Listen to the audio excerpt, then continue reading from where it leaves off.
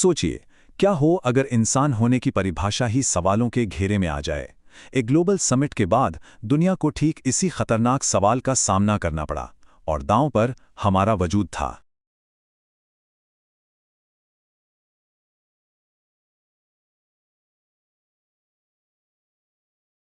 और ये जो लाइन है ना, ये एक तरह की चेतावनी थी। मामला सिर्फ पॉलिटिक्स का नहीं था, बल्कि पहचान को लेकर एक बहुत गहरे बंटवारे का था। ये उस क्रांति की शुरुआत थी जो दुनिया को हमेशा के लिए बदलने वाली थी। उस समिट के बाद चारों तरफ एक अजीब, भयानक सन्नाटा पसर गया था। कोई जवाब नहीं, कोई रास्ता नहीं, और इसी खालीपन में डर ने अपनी जड़ें जमा लीं। किसी को पता नहीं था कि आगे क्या होने वाला है, पर इतना जरूर पता था कि जो भी होगा वो सब कुछ बदल कर रख देगा। तो दुनिया भर में फैले इस डर के माहौल में एक नया रहस्यमयी प्रोटोकॉल सामने आया, जिसने हालात को और भी बदतर बना दिया। डायरेक्टर हेल के शब्द बिल्कुल किसी सर्जन के चाकू की तरह थे, एकदम सटीक, ठंडे और बिना किसी इमोशन के। उन्होंने बस कहा, ओमेगा प्रोटोकॉल। न कोई वजह बताई, न कोई तसल्ली दी, बस एक घोषणा जिसने पूरी दुनिया में खौफ की लहर दौड़ा दी। और बस यही एक सवाल था जो हर किसी के दिमाग में गूंज रहा था। आखिर ये ओमेगा प्रोटोकॉल है क्या? क्या यह हमें बचाने के लिए था या हम पर काबू पाने के लिए? कोई नहीं जानता था, और यही बात सबसे डरावनी थी। लेकिन सच ज्यादा देर तक छिपने वाला नहीं था, और ये किसी सरकारी घोषणा से नहीं, बल्कि एक मामूली से चोरी हुए ब्रीफकेस से सामने आया। और ये राज खुला भी तो कैसे? बहुत ही मामूली तरीके से। कोई बड़ी जासूसी नहीं, कुछ नहीं, बस एक चोरी हुआ ब्रीफकेस और उसके अंदर मिली एक लिस्ट। इस लिस्ट ने ओमेगा प्रोटोकॉल का असली मकसद साफ कर दिया। निशाना सिर्फ प्रोटोटाइप यानी नई पहचान वाले लोग ही नहीं थे, बल्कि ओरिजिनल्स यानी मूल इंसानी पहचान वाले भी थे। मतलब किसी को भी बख्शा नहीं जाना था।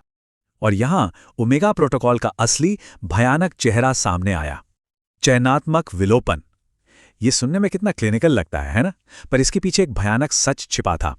सरकार तय कर रही थी कि कौन जीने के लायक है और कौन नहीं, और इसका आधार बस ये कि किसी की पहचान अनावश्यक है या नहीं। लेकिन ओरिजिनल अर्जुन ने इस धोखे को फौरन पकड़ लिया। ये सब स्थिरता के लिए नहीं हो रहा था, ये तो कंट्रोल के लिए हो रहा था। अनावश्यक पहचानें समाज को नहीं, बल्कि सत्ता को अस्थिर करती हैं।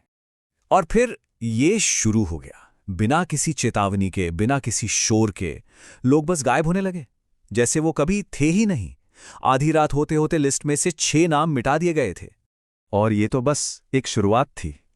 सुबह तक 12 लोग गायब हो चुके थे। ये कोई धीमी प्रक्रिया नहीं थी, ये एक बिजली की तेजी से किया गया हमला था। मकसद था कि कोई भी विरोध सिर उठाने से पहले ही कुचल दिया जाए।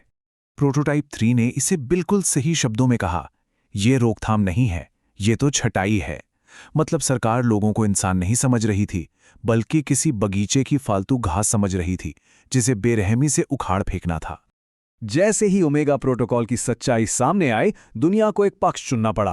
अब बीच का कोई रास्ता नहीं बचा था, और दुनिया साफ साफ 2 हिस्सों में बंट गई।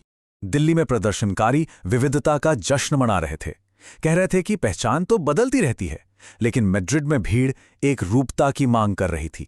उनका मानना था कि स्थिरता के लिए एक सख्त परिभाषा जरूरी है। यह सिर्फ कोई मतभेद नहीं था, यह तो इंसानियत के भविष्य को लेकर 2 बिल्कुल अलग अलग नजरिए थे। और ये जो बंटवारा था, ये सिर्फ नारों से कहीं ज्यादा गहरा था। ये 2 अलग अलग दर्शनों के बीच की लड़ाई थी, स्थिरता बनाम स्वतंत्रता। डायरेक्टर हेल के लिए समाज एक सलीके से रखी गई फाइलिंग कैबिनेट की तरह था, जहां हर चीज पर लेबल लगा हो और वो अपनी जगह पर हो। एक इंसान के 2 रूप उस सिस्टम को बिगाड़ते हैं। ये अपठनीय था, और इसीलिए इसे खत्म करना जरूरी था। लेकिन ओरिजिनल अर्जुन समाज को एक मशीन की तरह नहीं, बल्कि एक जंगल की तरह देखते थे। बेतरतीब, अप्रत्याशित, लेकिन जिंदा। उनके लिए बदलाव को अपनाना ही जिंदा रहने का एकमात्र तरीका था। सभ्यताएं या तो अनुकूलन करती हैं या ढह जाती हैं। तो ये लड़ाई इन 2 विचारों के बीच थी, हेल की व्यवस्था और नियंत्रण की दुनिया, और अर्जुन की बदलाव और आज़ादी की दुनिया। ये 2 दर्शन एक साथ नहीं रह सकते थे, एक को दूसरे को खत्म करना ही था। बहस का दौर खत्म हो चुका था, अब शब्दों का समय नहीं था। ओमेगा प्रोटोकॉल को पूरी ताकत से लागू किया जाना था। और तभी अनन्या ने वो सवाल पूछा जिसने सब कुछ बदल दिया।